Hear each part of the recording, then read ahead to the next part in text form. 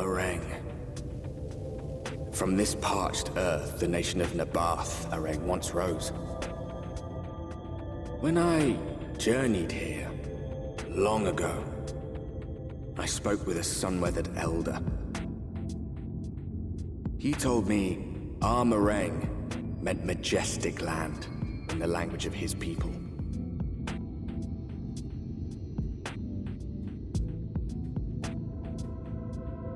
And so it might still be, were it not for the light's unrelenting onslaught.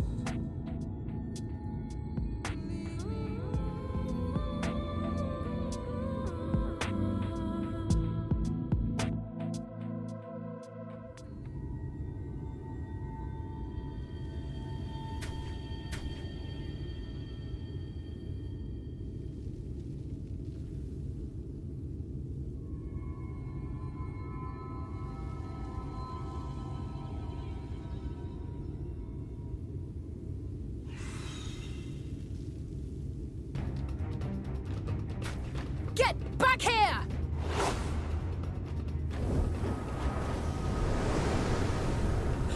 Is that... It can't be.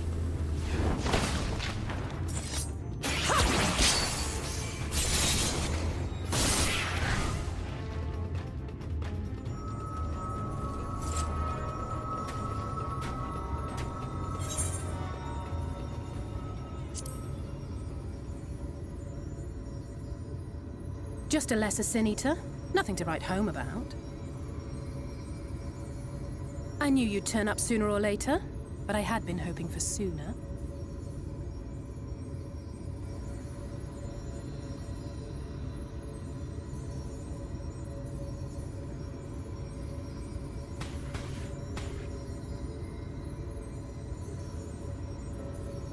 How are you?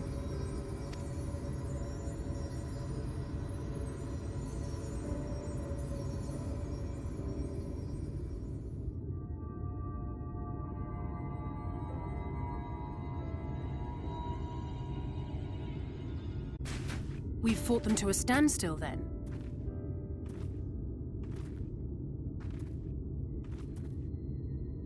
The Exarch did say that the Empire seemed to have drawn back when he last looked in on the source.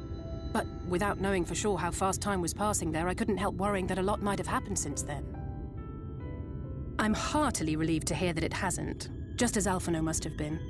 As you can imagine, both he and Araeng were desperate to hear the news from home when I arrived. I haven't actually seen Thancred and Y'shtola yet, but they will have heard all the latest developments from the Exarch by now, or should have at least.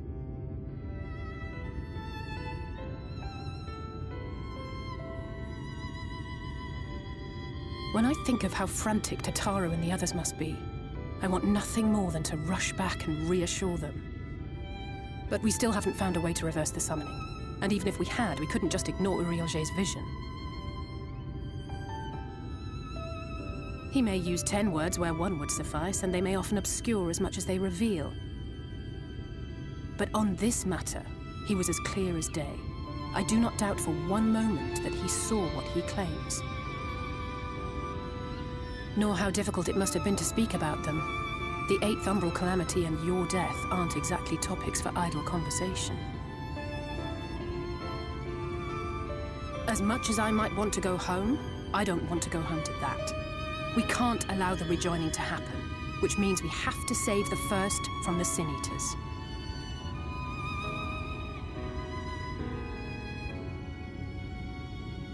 That great wall of white is a remnant of the Flood. 100 years ago, the balance in the First tipped decisively in favor of light. From that moment, it rose and swelled with each passing day, and then, without warning, it burst forth like water from a broken dam. A colossal wave of pure light, drowning everything in its wake. Only Norvrant was spared. For the most part, living things are composed of ether of various different aspects. But when exposed to such a flood, their etheric harmony is shattered, and their natural form breaks down.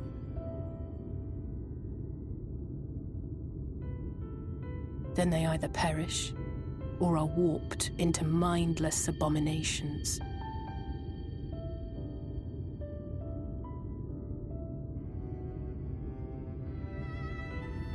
Yes, that's how the Sin Eaters came to be. They were once living creatures, or people, that were caught in the path of the Flood. Once the change is wrought, there is no going back. In that instant, they are gripped by an insatiable appetite for ether, and will happily gorge themselves on any living thing within reach. But even that is not the worst of it. The stronger Sin Eaters can plant light in us, like seeds in soil, corrupting our ether and triggering the birth of new monstrosities. They are creatures of base instinct that exist only to feed and to multiply. They feel no pity, know no remorse, and are utterly deaf to reason, which is why they must be destroyed. Every last one of them. The infirmary is full of the Sin Eaters' victims, left here to spend their final hours waiting for the change to overtake them.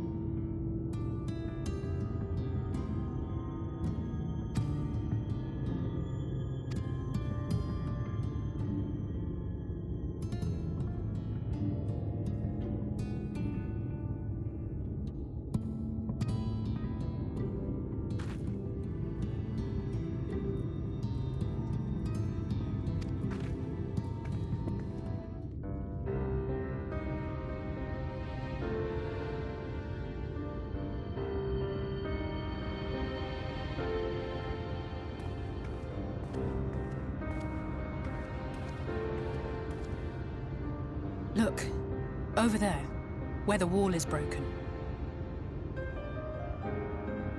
Do you see what lies beyond? That's what the land became after the light flooded in. An empty white nothingness. Life cannot exist in such conditions. The primordial light would wreak havoc on the body's etheric balance.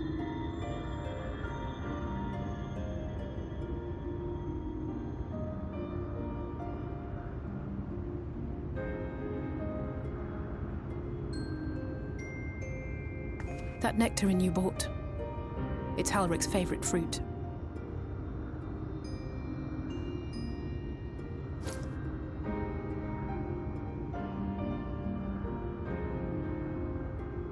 Most of the patients, Halric included, survived the attacks of powerful eaters. But their fate was sealed all the same. The monster's corruption has entered their bodies, and their very essence is being subsumed by light. The twisted state of the world itself just makes matters worse. Under normal circumstances, a person's ether naturally tends to equilibrium. But for these poor souls, the opposite is true. Sooner or later, every single one of them will turn.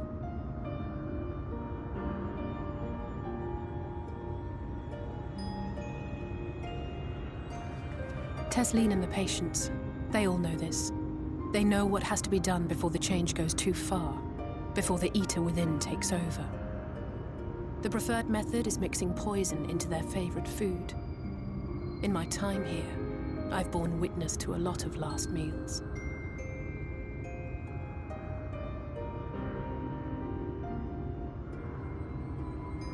I feel just as helpless as before. No matter how hard I fight, it's never enough.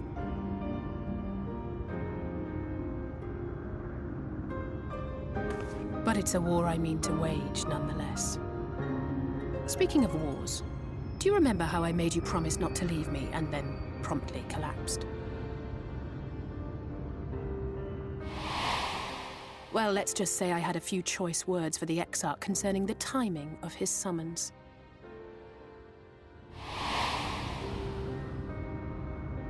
But even if the fault lay with someone else, I couldn't shake the feeling that I'd abandon you on the battlefield. So I swore that I'd make up for my absence there by making a difference here. And that's what keeps me moving forward, even when things seem hopeless.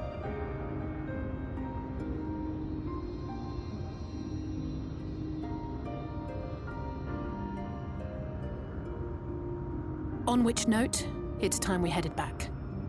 The longer we keep Tesleen waiting, the harder this will be for her.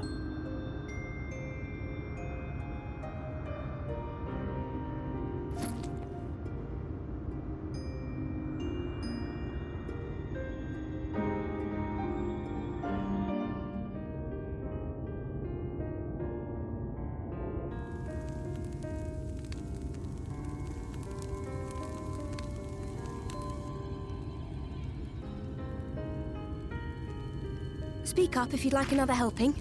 I made a little bit more than usual today. And you've added something special to the broth, if I'm not mistaken. Aye, well, it's not often we have visitors from the Crystarium, so I may have thrown in a few extra bits and bobs.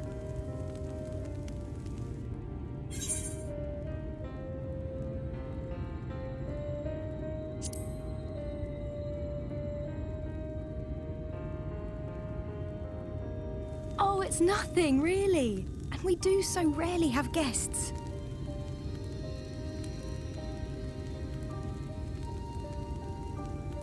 In a place like this, you learn to take what moments of happiness you can get.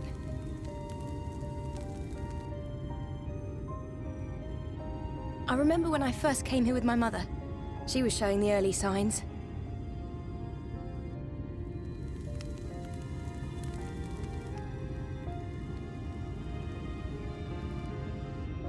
I knew there was no way to save her, but I just couldn't face what needed to be done. That's the way of it for most people. Why they travel from arms to stay here. Beaten, broken souls come to wait out the inevitable, to receive the mercy of a painless death.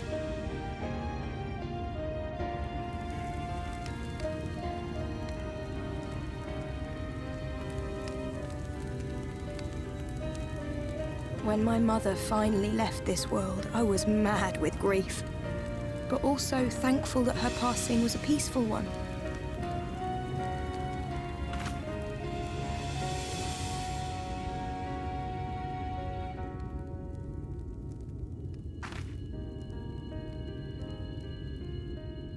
It's never easy, ending a life you've cared for, even when you believe they go on to a better place. I often find myself wishing the Warrior of Darkness would come and do that part for me. The Warrior of Darkness? You've never heard the tale? I'm not sure where it began, but every child in Norvrent could tell you a version of it.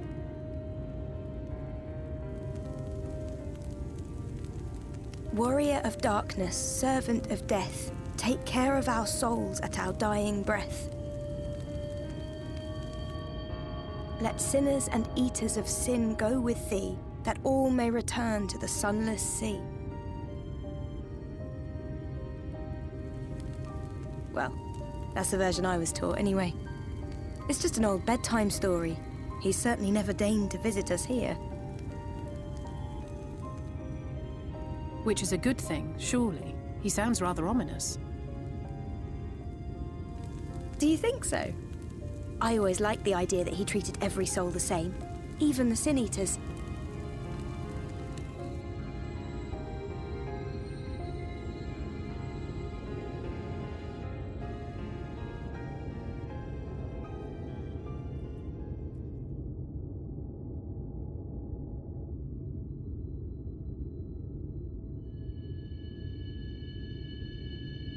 They're coming. Desleen!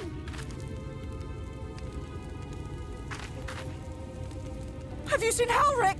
I swear, I only took my eyes off him for a moment.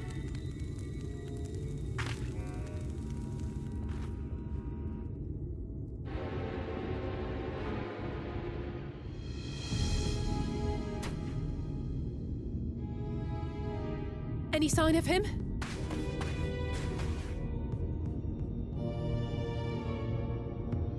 No luck then. But he surely can't have gone far. We should keep looking. The Sin Eaters are out in force, and if we don't find him soon, you can be sure they will.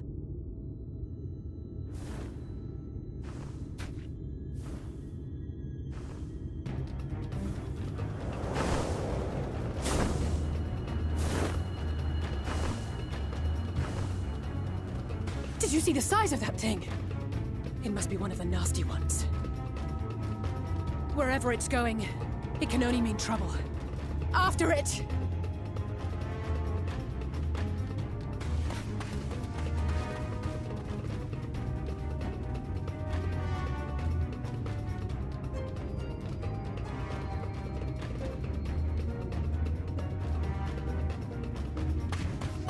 There it is! Is that... Oh no!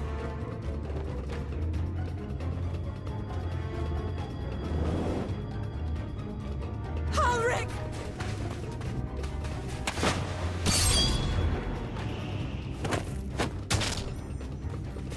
We have to run!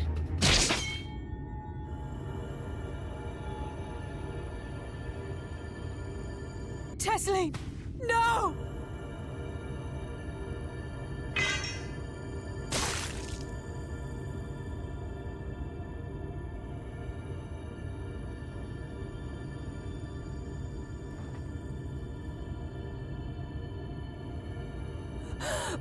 We all deserve happiness, wherever we can find it.